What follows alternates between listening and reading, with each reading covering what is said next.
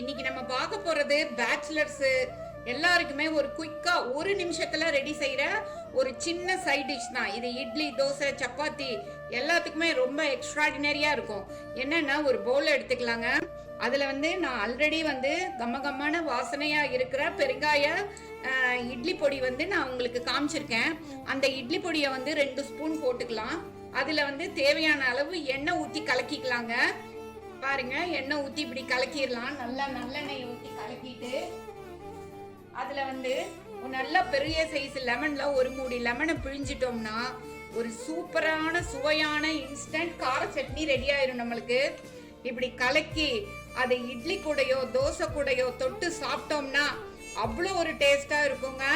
Instant பெருங்காய கார சட்னி உங்களுக்கு ஒரே ஒரு நிமிஷத்துல ரெடி ஆயிருச்சு. Thanks for watching our grandma's kitchen. Thank you.